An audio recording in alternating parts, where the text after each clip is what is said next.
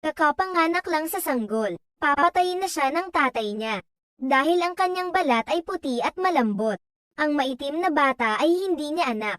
Nawasak ang puso ng ina. Tumulo ang luha niya sa maliit na paa ng bata. Mabilis na lumaki ang mata ng bata. Nakatitig sa tatay niya. Hindi niya inaasahan ang maitim na puwersa na dadating. Tinakpan siya ng tatay niya mula ulo hanggang paa. Dahilan para hindi siya makahinga. Sa oras na to dumidilim na ang araw sa kalangitan. Nasindak ang ina. Dali-dali niyang tinakpan ang mata ng bata agad na naglaho ang maitim na kapangyarihan. Ngunit nag-iwan ito ng paltos sa leeg ng ama. Siya ang Diyos ng araw. Paano siya masasaktan ng kung sino? Ngayon ay masigurado na siyang hindi niya ito anak. Hindi niya pinanatili ang bata. Kinailangan ng ina na mangako sa Diyos at nagmakaawa na bitawan ang bata. Pumayag ang ama niya na hindi siya papatayin. Pero hindi niya pwedeng hayaan na manatili ang bata. Isinumpa niya ang bata, hayaan siyang tumira sa dilim habang buhay. Oras na matamaan ng sinag ng araw, siya ay masusunog at magiging abo.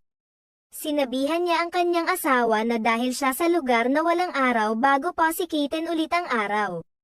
Sa madaling oras, binuhat siya ng ina at sumakay sa kabayo.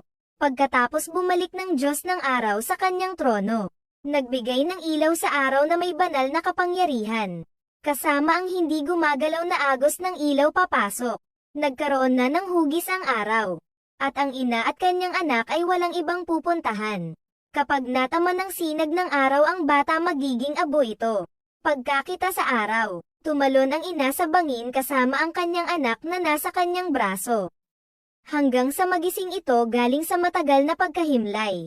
Ang maitim na anak ay hindi nasaktan. Sa pag-iisip na ang kanyang at mananatili sa kadiliman habang siya'y nabubuhay. Hindi maiwasan ng ina ang malungkot. Isang luha ang pamatak sa mukha ng bata. Nararamdaman ng anak ang kalungkutan ng ina. Biglang lumakas ang hangin, na parang katapusan ng mundo.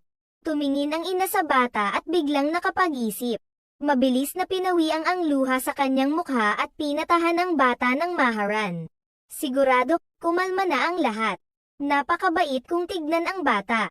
Binigyan niya ito ng maayos na pangalan, Sony. At nang pinangalanan na ang bata. Isang hindi malaman na likido ang pamatak sa kanyang noo. Ang lahat ng bulaklak sa kanya ang nagbunga ng agaran. Ang buong bakuran ay nagmistulang paraiso kalaunan. Nagmadaling nilinis ang bakuran. Binuhat ng ina si Sony sa kama at namaalam. Dahil may naghihintay pang dalawang bata sa kanya sa kanilang tirahan upang alagaan. Kailangan niyang umalis. Pagkatapos umalis ng ina, umakyat ang isang cobra sa higaan ni Sony at mukhang aatakihin siya nito. Sa hindi inaasahan, hindi nataranta si Sony. Sa sandaling nahipo ng cobra ang paa ni Sony. Mayroong gininto ang ilaw sa kanyang noo. Isang bata. Isang ahas. Apat na mata ang magkaharap. Alam ng cobra na hindi ito kalaban. Tsaka umalis. Pagkatapos umuwi ng ina, iniisip si Sony na itinapon sa kagubatan, nalungkot siya. Na naman, nagmakaawa siya sa kanyang asawa na patunayang bumalik si Sony. Ngunit walang away siyang inayawan. Sa wakas, ang bata ay kanyang anak. Kailangan niyang sumang-ayon na pwedeng alagaan ng ina si Sony pagkatapos ng pag-aagaw dilim.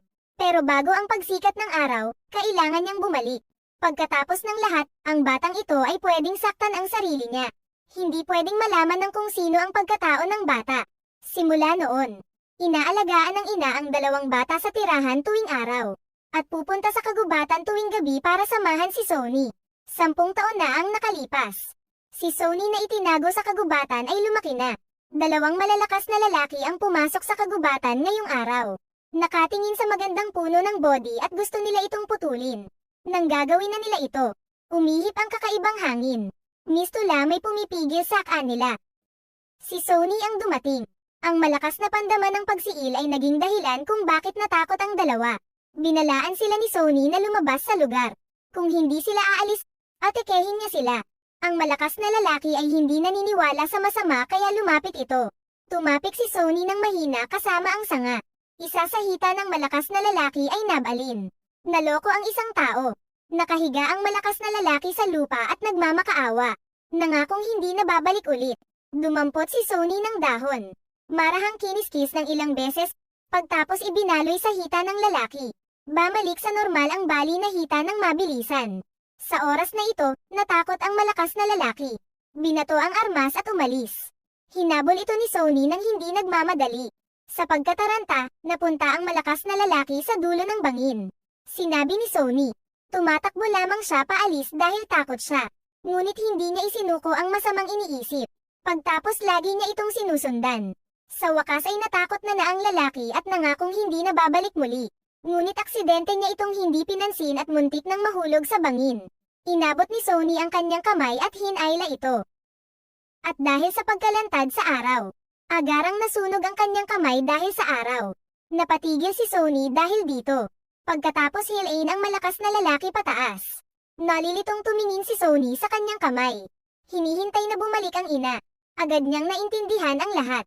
Inilabas ng ina ang bola ng enerhiya sa bughaw na yelong bato gamit ang dalawang kamay.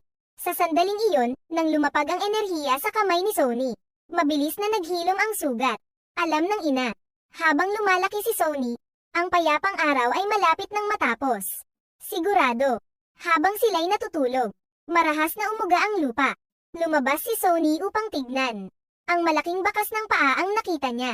Ang naglalaway na 100 metro na higanti ay naglalaro kasama ang mga ibon. Kahit gaano pa lumipad ang mga ibon, hindi nila kay ayang takasan ang kanyang palad. Marahang ginalaw ang kanyang daliri upang huliin ang ibon. Hindi ito makapaghintay na ilagay ito sa kanyang bibig. Biglaan ang uwak ay biglang naging bata. Takot na takot ito na ibinato niya ito sa lupa. Nagulat si Sony sa sigaw. Humakbang si Sony. Biglang naalala na hindi siya hinahayaan ng ina na lumabas sa kagubatan. Pagkatapos ay lumayo siya, ipinikit niya ang kanyang mata. Ngunit ang iyak ng saklolo ay paulit-ulit na kanyang naririnig. Matagal na siyang mabuhay. Hindi niya sinunod ang utos ng ina sa unang pagkakataon. Hanggang sa malakabas ito sa kagubatan. Pagkakita sa higanteng naghahanda ng pantuhog, sinabi niya sa higanti na bitawan ang taong ibon. Ngunit hindi nakinig ang higanti.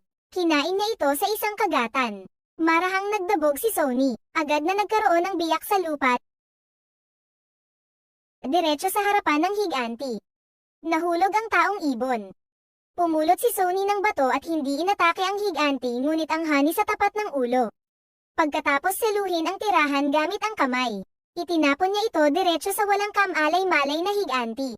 Sinabi sa higanti na ang hani ay sapat na para tumbasan ang kanyang kagutuman. Kailangan niya ng tumigil, ito na ang kanyang huling pagkakataon. Ang higanti na kayang mabuhay ng ilang dekada. Bakit siya makikinig sa bata? Walang masabi, nangising siya ng 1,000 taong gulang na baho. Hindi gumalaw si Sony, pagkakita sa kanya ng pagiging matigas ang ulo. Diretsong ginawa ni Sony ang sigaw ng leon. Sinagawan ang higanti diretso sa basura. Ang ibon sa tabi nito ay natakot dahil sa nakita. Ngunit sa oras na ito, madaling araw na. Kapag nababad sa araw, magiging abo si Sony. Kailangan niyang magmadali na bumalik sa kagubatan. Sa oras na ito hinahanap na siya ng kanyang ina. Pagkakita sa araw na lumalabas kinalaingan ni Sony na tumalon sa bangin. At ang maliit na matabang lalaki na kanyang sinagip ay nakasunod sa kanyang likuran. Ang isang kamay ay naging uwak. Bago magkaaraw, babalik sila sa kagubatan. Ganun lang.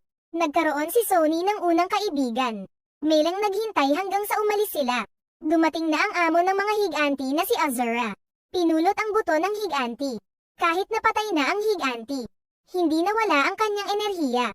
Mabilis na ginamit ni Azura ang kanyang banal na kapangyarihan upang makita ang imahe ng higanti bago ang kanyang kamatayan. Hindi niya ito mapaniwalaan. Ang higanti na hindi matalo ng Diyos ng langit at mundo at araw. Ngunit napatay ng isang bata. Hindi kaya ay isa siyang puwersang ginawa ng langit. 10 taon na ang nakalipas. Si Azura ang nangunguna sa mga demonyo at halimaw sa pakikipaglaban sa langit at lupa. Dahil sa digmaang ito ay isang sulok ng mundo na nawawala. Tumagal ang paglalaban ng ilang buwan. Kahit na ang Diyos ng araw ay hindi ito kayang pigilan. Pagkakita na ang Earth ay malapit ng masira. Ang pinaka-Diyos na naglikha ng lahat ay dumating sa tamang oras at itinigil ang digmaang.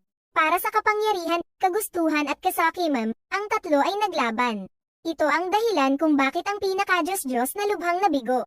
Ang pinaka-Diyos ay hindi makagawa ng hustisya. Pareho silang Diyos ng katwiran at kasamaan.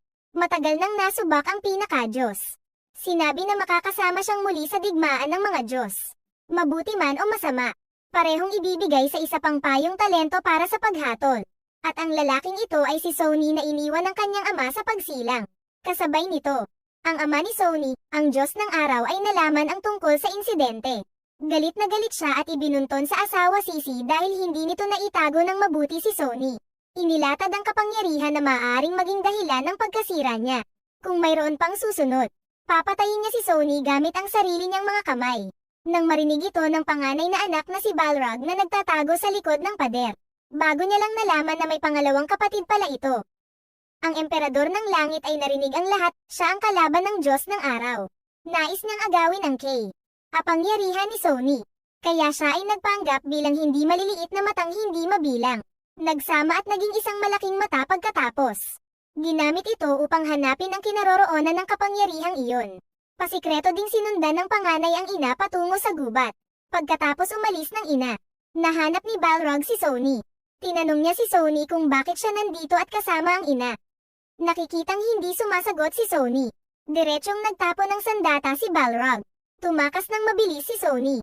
Ayaw niyang makipag-away kay Balrog. At tinawag siya na Balrog na duwag at walang kwenta tsaka ininsulto ang kanyang ina. Nagalit si Sony. Pwede niyo itong pag-alitan pero hindi niya matatanggap ang pambabastos sa ang sarili niyang ina. Gamit ang kanyang kamay hinarang niya ang dobleng suntok ni Balrog. Mabilis na tumalo sa kanya. At habang nag-away ang dalawa, ang emperador ng langit at si Azura ay dumating upang magkompetensya para sa kapangyarihan ng paghatol. At ang mabuting kaibigan ni Sony, ang maliit na uwak ay naging ibon at lumipad papuntang palasyo. Sinabi niya sa mag-asawang Diyos ng araw ang tungkol sa pagtatalo. Ang daw ala ay natigilan nang marinig ito. Tumindi mas lalo ang galit ng Diyos ng araw at gusto nang tumigil. Ngunit pinigilan siya ng kanyang asawa. Kung pupunta doon ang Diyos ng araw, mamamatay si Sony ng mabilisan dahil sa kanya. Nang makitang determinado ang kanyang asawa, binawi ng Diyos ng araw ang sumpa kay Sony. Sa oras na ito, nang sisikilan ni Sony si Balrog, pinigilan siya ng boses ng kanyang ina. Nang nalaman ni Sony ang katotohanan ay natigilan siya. Binitawan niya ang kapatid ng dahan-dahan. Nakatingin sa ina na nakaluhod sa lupa. Hindi ito makapaniwala na mayroon siyang ganoong imahe. At si Azura at emperador ng langit na naglalaban ng santukan ay tumigil din sa paglalaban. Dahil anak siya ng Diyos ng araw. Mukhang hindi ito ang naghaharing banal na kapangyarihan na kanilang hinahanap. Sa oras na ito, ang Diyos ng araw ay lumabas galing sa shrine. Ito ang unang pagkakataong na nakita ni Sony ang kanyang ama sa loob ng 10 taon. Di niya inaasahan na magiging walang malasakit ang kanyang ama. Sinabi na porket binawi niya ang sumpa, hindi ibig sabihin na aprobahan niya ang anak. Pagkatapos ay aalis sila kasama ang kanyang asawa at ang panganay na anak na si Balrog. Gusto ng ina na kunin si Sony. Ngunit pinigilan ito ng ama. Makikita ang isang malupit na ama. Pinili na lamang ni Sony na umalis sa pagkabigo. Sa hindi inaasahang pagkakataon, biglang naroon ang emperador ng Lanhit na ayaw makipaglaban sa Diyos ng araw. Kahit na ang emperador ng langit ang nagpapagana sa kaharian ng mga Diyos, siya ay nabubuhay sa ilalim ng kamahalan ng Diyos ng araw. At inabandona ng Diyos ng araw ang kanyang sariling anak na si Sony. Walang alinlangan, hawak niya ito. Ang Diyos ng araw ay kinailangang makipagkompromiso. Pinayagan niya si Sony na bumalik sa kalangit at magkasama silang mabuhay. Sobrang saya ng ina. Mabilis nitong hinanap si Sony. Kinuha ang lahat ng masasamang gawain ng ama sa kanyang sarili. At si Sony ay natutulala para sa kanyang ina. Nangako siyang nasusundan niya ito pabalik. Pagkarating niya sa templo ng araw. Pagkakita sa ama na gumagamit ng banal na kapangyarihan upang ipunin ang apoy ng araw. Sa isang-isang iglap, ang nagngangalit na apoy ay mabilis na lumabas sa palasyo. Direkta sa araw. Iyon pala ay ang araw na sumikat araw-araw ay dahil sa pagsindi ng kanyang ama. Ito ang dahilan kung bakit humanga si Sony sa ama. Pumunta ka sa kanya at yumuko. Sa hindi inaasahang, tumalikod ang ama. Natila kahit ang pagluhod ng salitang, anak, ay marumi. Itinaas ni Sony ang kanyang ulo at mariin itong tinitigan. Sumakit ang sugat sa leeg ng ama. Ang paglalaban sa gitna ng ama at anak ay nalalapit na. Sa parehong oras, nahanap ng emperador ng lahit si Azura. Hinayaan niya itong sumali. upang malaman kung si Sony ay ang Diyos ng paghuhusga na ginawa ng pinaka-Diyos. Kaya ang dalawa ay nagsabi puwersa ibang makagawa ng Aipo-Aipo. Inilagay sa maliit na bote. Handang atakehin ang ina at ang anak na si Sony.